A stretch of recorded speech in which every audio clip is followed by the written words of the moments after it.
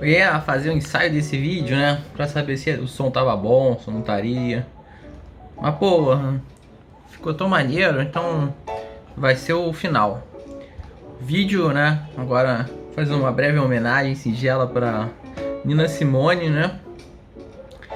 Eu vou falar aqui o texto do Queiroz, Critério Finalístico e Controle de Contribuições, né? Foi um texto bastante analítico, interessantíssimo, a forma do raciocínio, né? Ele foi apresentado aqui num congresso do IBET, se eu não me engano, em 2007, e se tornou um artigo que eu não vou conseguir abrir agora, abriu. Sexto Congresso Nacional de Estudos Tributários de São Paulo. O texto é Critério Finalístico e o Controle de Constitucionalidade das Contribuições. Mentira, não é 2007, é 2009, né? É um texto relativamente curto, mas traz bastante informações. Mas vamos lá, passo a passo, sem pressa, analisar ao som dessa maravilhosa cantora. Não sei se eu deixo de fundo ou se não deixo, mas é sempre bom escutar um pouquinho. Mas eu posso fazer uma introdução enquanto não quero tirar essa música, porque existia um problema, aparentemente há algumas décadas, sobre o posicionamento das contribuições como espécie tributária autônoma, né? Então faltava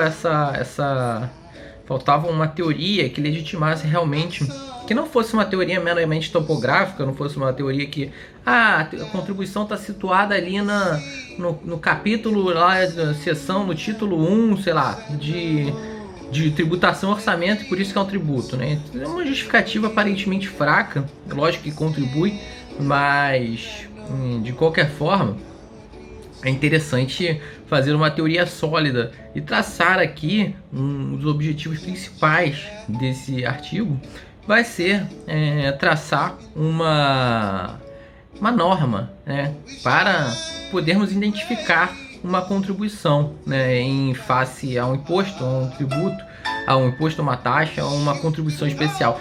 Uma contribuição de melhoria. Leia-se aqui, né, e a música já está começando a ficar mais alta, começando a vir para pontos fortes, né? É do Live at Montreux em 1976. How It Would Feel to Be Free, Nina Simone. Agora, passando para o texto, especificamente, uma pena. Saúde. O quadro constitucional dos tributos no Brasil, né? E aqui, como eu falei, saindo da teoria tripartite, né, que considera que são espécies tributárias os impostos, por óbvio, as taxas e as contribuições de melhoria, né, que foram os tributos concebidos pelo CTN, né. Existe agora a questão dos empréstimos compulsórios e a contribuição especial, onde posicioná-los, né? E aqui temos alguns argumentos para encampar esses tributos encampar essas figuras como tributos, né? A questão dos empréstimos compulsórios, começando aqui pelo mais facinho, na realidade, começando pelo que não vai ser o objeto, para a gente se livrar logo, que não vai ser o objeto do texto, os empréstimos compulsórios. A questão é, eles possuem natureza tributária? E sim, porque além do critério topográfico, como eu mencionei, deles estarem situados lá no título 6 da tributação e do orçamento, eles fazem expressas referências aos princípios tributários, sobretudo no empréstimo compulsório, que tem motivo para a instituição, e aqui leia-se motivos, lembrando sempre que no artigo 148, onde está a previsão, né, para a possibilidade de instituição de um empréstimo compulsório, ou melhor, onde está a norma produtora, a norma de produção normativa, né, dos empréstimos compulsórios na Constituição, ela prevê os motivos pelos quais o empréstimo compulsório poderia ser instituído. Um deles, né, é urgência, é relacionado à guerra, à calamidade pública, enfim. Mas o que levanta a questão é o investimento de caráter público urgente, né? Ou de relevante interesse nacional.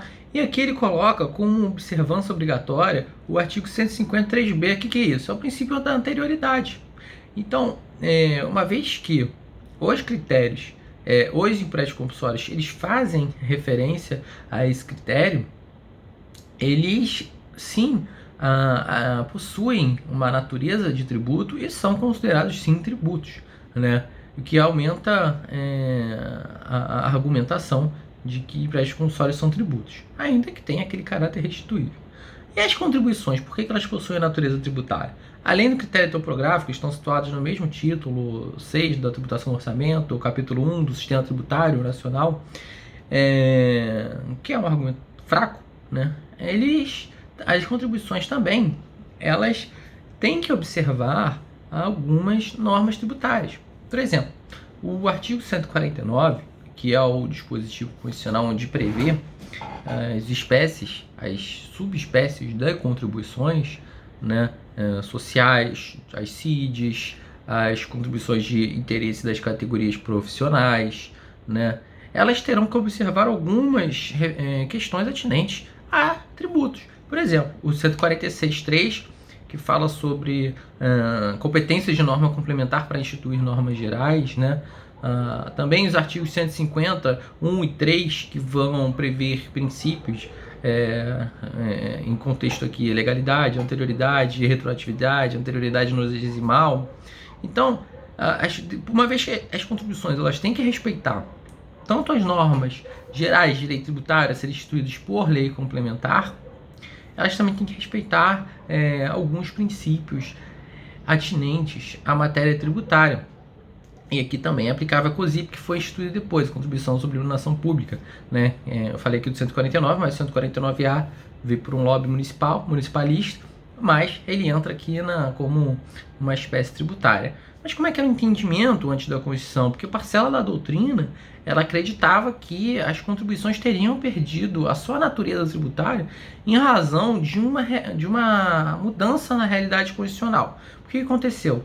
Teve uma emenda constitucional na última Constituição, a emenda constitucional número 8, de 77, ela tirou a contribuição social do bojo do sistema tributário e inseriu em um dispositivo genérico que versava sobre a competência legislativa da União. Então, por essa simples mudança formalista, né, a parcela da doutrina acreditou que as contribuições teriam perdido sim a sua natureza tributária. Mas é um argumento extremamente formalista, né?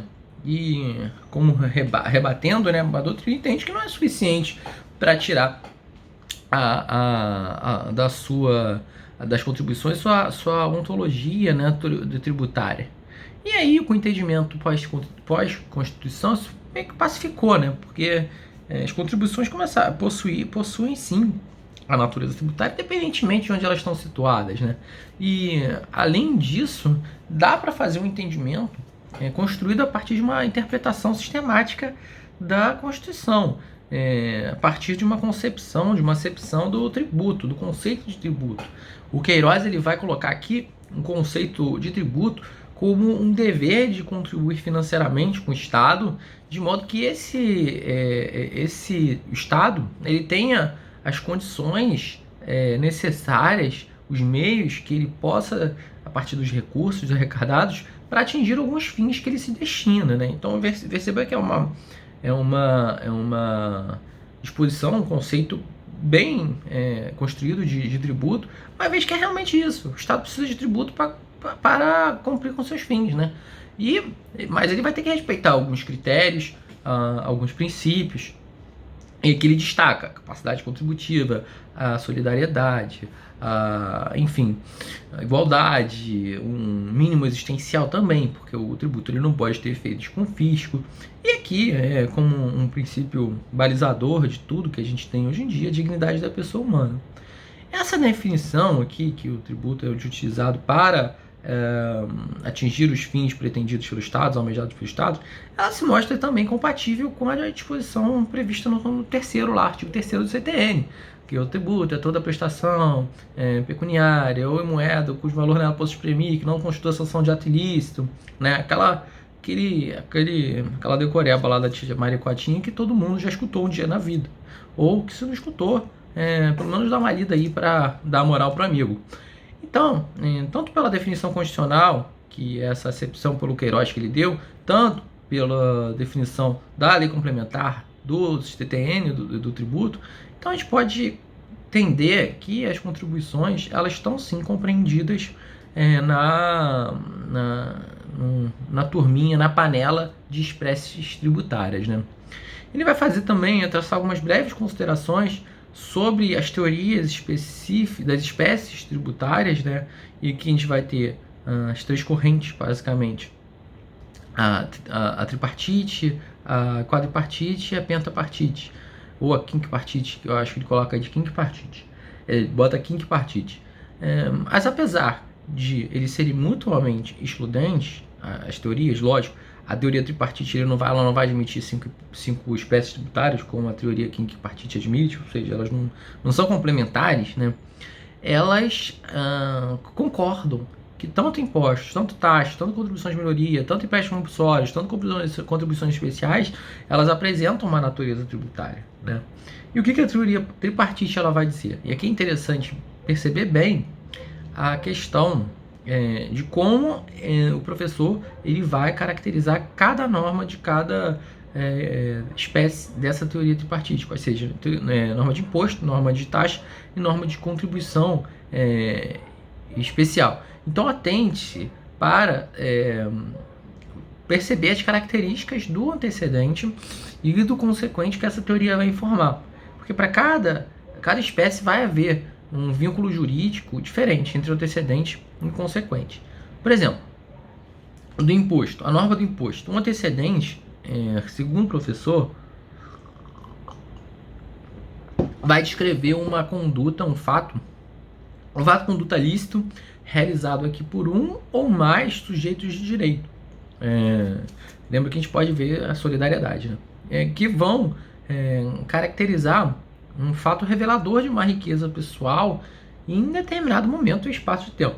E o consequente disso vai ser a relação jurídica formal que aquele fato descrito no antecedente, ele vai obrigar, uma vez que esse antecedente foi cumprido, ou seja, o fato gerador foi consumado, né, o sujeito passivo ele vai ter que ser obrigado a entregar uma quantia de dinheiro correspondente, né, a parte de sua riqueza para o Estado. E aí a gente percebe que não tem nada relacionado à destinação, a gente vê que não tem nada relacionado à atividade estatal específica, porque isso não é característica do tributo. O tributo está aí para financiar prestações gerais, genéricas. Ele não tem sobrenome como as contribuições possuem. Deixa eu desativar o som do meu WhatsApp. Hoje, as normas de imposto, eles não têm uma destinação específica, porque ela justamente, o imposto justamente para atender fins aleatórios, né? Aleatórios não, esses serviços gerais, não tem sobrenome, diferentemente das normas de contribuição especial, que a gente vai ver que tem contribuição especial de categoria econômica, contribuição, intervenção do domínio econômica, contribuição social. Então veja que tem sempre um sobrenome, né? E o sobrenome da contribuição vai ser justamente o fim a que ela se pretende, né? O fim que vai ter que ser destinado à integralidade dos seus recursos.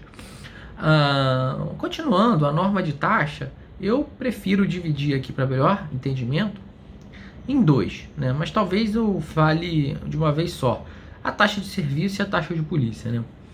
Porque o antecedente, vou falar de uma vez só, para economizar tempo.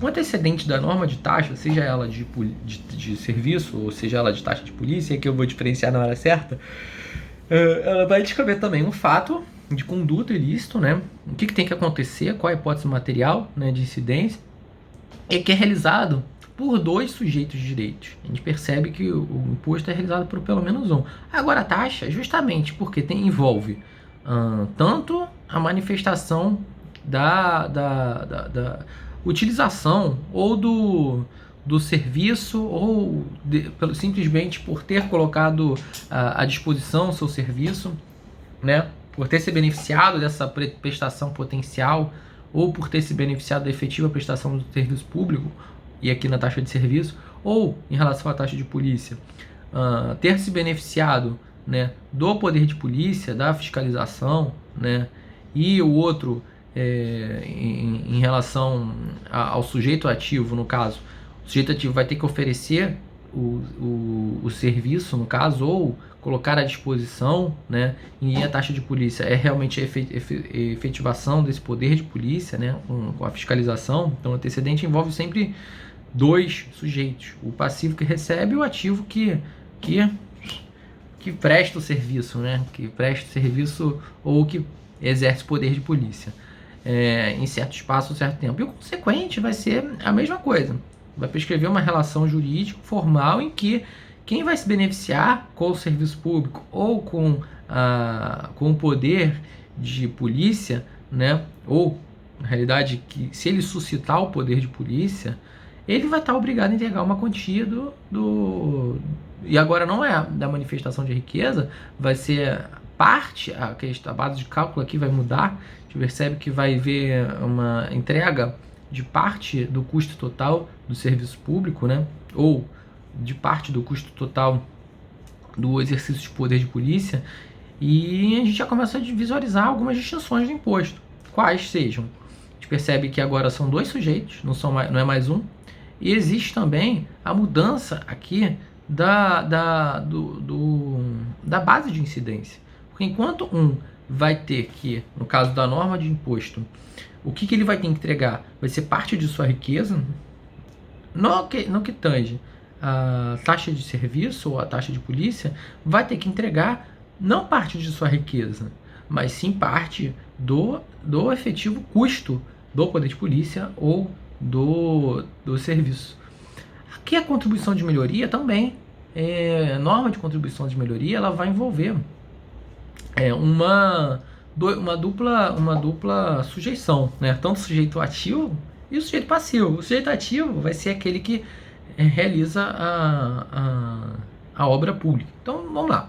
Vai ser um fato de conduta ilícita no antecedente, vai ter um fato de conduta lícita realizado por o sujeito ativo, que vai desenvolver a obra pública, realizar a obra pública, e o sujeito passivo, que vai ter, não a obra pública, mas a valorização causada pela obra pública no seu imóvel, que vai ocorrer em certo espaço e certo período de tempo. E o consequente vai ser a prescrição de uma relação jurídica formal, próprio, onde o que vai se beneficiar pela valorização do seu imóvel causado pela obra pública vai ser obrigado a entregar certa quantia de dinheiro correspondente à parte da obra pública, né? E a gente percebe que existem dois limites dessa valorização, que é o custo total da obra, né?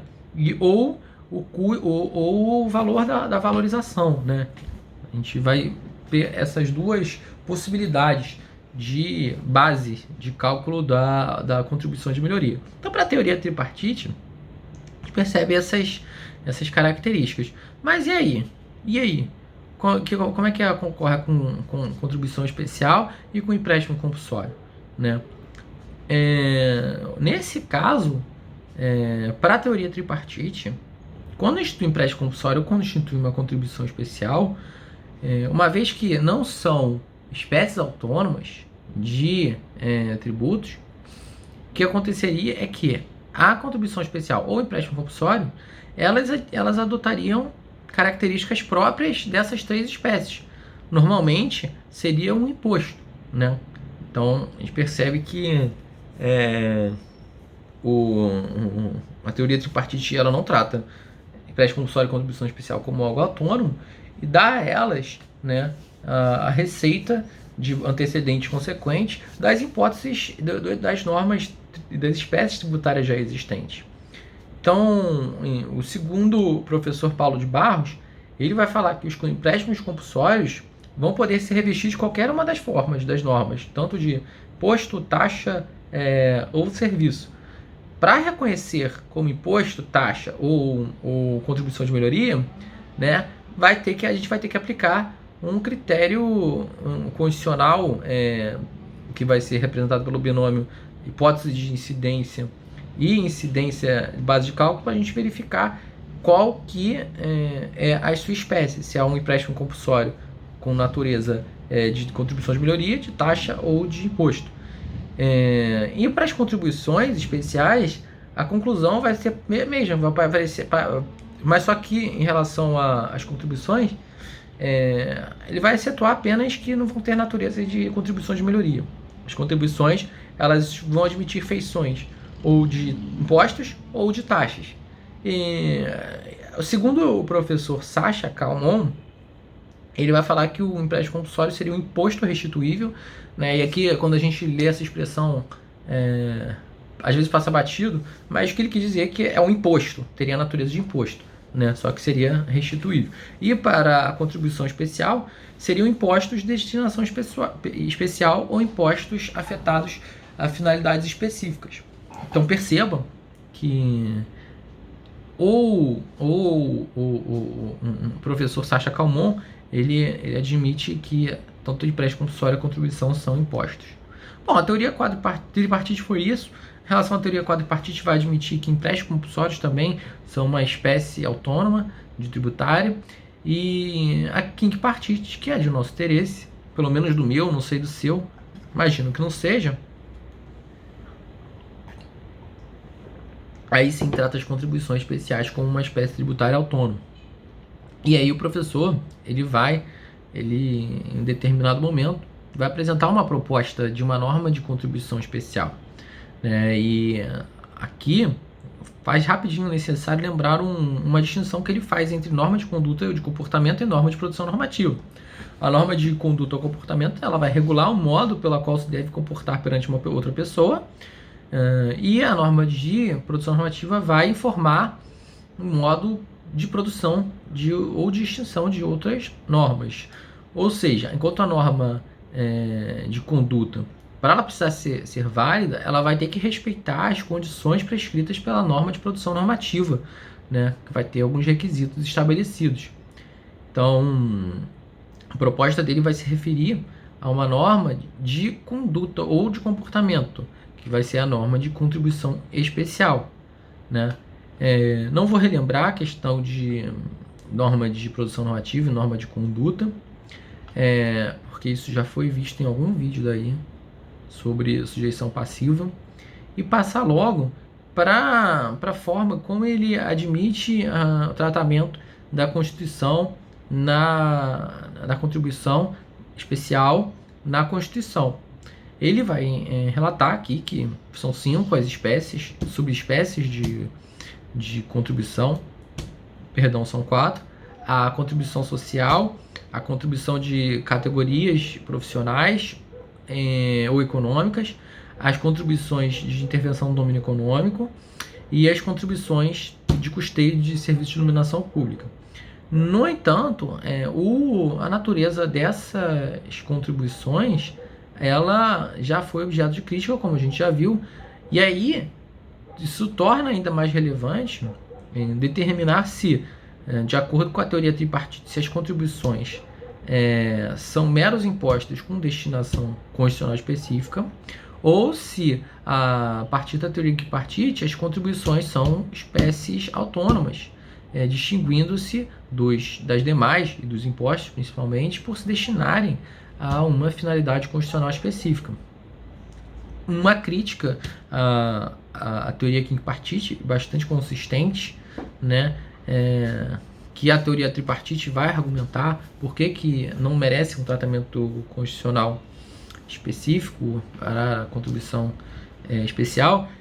O argumento que justamente vai mostrar essa dificuldade da doutrina em receber uma contribuição especial como uma espécie autônoma, vai dizer que é corrente assertiva de que as contribuições elas vão se caracterizar pelo destino específico a ser conferido pelo produto da arrecadação. Mas essa destinação ela vai se apresentar em momento posterior ao fenômeno tributário. Então uma coisa é uma coisa, outra coisa é outra coisa, né? A norma a norma está ali. A questão da vinculação, da destinação, está em outra norma, em uma norma financeira. Enquanto a norma tributária, ela vai descrever uma ocorrência de um fato e prescrever um efeito. No caso, pagar determinada quantia em dinheiro. Então, o fenômeno tributário ele vai terminar com o cumprimento da obrigação tributária, que seria a entrega desse dinheiro ao sujeito ativo, no caso a União, que é responsável pela instituição das contribuições. Então, a destinação a ser dada ao produto da arrecadação, ela não vai estar regulada na norma tributária, mas vai estar regulada em normas diversas, em normas administrativas e em normas de caráter financeiro. Nesse sentido, as normas administrativas elas vão dispor sobre a conduta dos agentes públicos atinentes à adequada realização de despesas. Deixa eu ver aqui a 4.320, né, que fala sobre o que o agente público tem que fazer para instituir regularmente uma despesa. A LRF também prevê algumas medidas. E as normas de caráter financeiro vão dispor sobre a destinação dos recursos arrecadados. Então, dessa forma, o que a teoria tripartite argumenta? Que vão existir normas independentes e autônomas, que vão ser a norma tributária, de um lado, e as normas administrativas e financeiras, de outro. E a destinação ela vai estar disposta em normas diversas, e não em norma tributária. Então, os requisitos constitucionais estabelecidos pela produção de norma tributária e das normas financeiras e administrativas são diferentes. Então, a validade de uma norma independe da validade de outra. Quero dizer que a validade da norma da contribuição ela independe da validade da norma do financeira ou administrativo. Então, em outras palavras, se os recursos arrecadados não vão ser aplicados nos fins previstos por força da desvinculação ou aqui da predestinação, esse fato ele não vai nada comprometer a validade da norma tributária e que não pode cogitar-se constitucionalidade, ao mesmo tempo que não vai tornar indevida a obrigação tributária já cumprida. Só que, como pode ver, essa teoria é extremamente consistente, mas vai haver objeções. E essas objeções podem ser colocadas em forma de três perguntas, né? Porque a primeira crítica é: apesar da Constituição prever que certas finalidades específicas são custeadas por contribuições e que o produto da destinação vai ter uma arrecadação específica, distinguindo-se assim da natureza de impostos, seria razoável supor que o cumprimento da destinação seria algo irrelevante para fins de tributação? Né? Primeira pergunta, que não é relevante. A destinação é o que vai diferenciar a contribuição social do lucro líquido do imposto de renda. Então é relevante.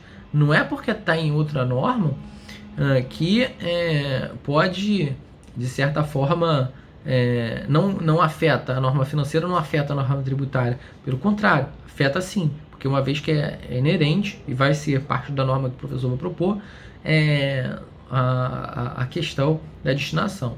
Uma outra questão, que apesar da Constituição estabelecer requisitos específicos para a produção de normas de contribuições, seria razoável a gente admitir que o conteúdo dessas normas é igual ao conteúdo das normas de impostos, inexistindo critérios para diferenciar uma norma da outra? E é lógico que essa pergunta também não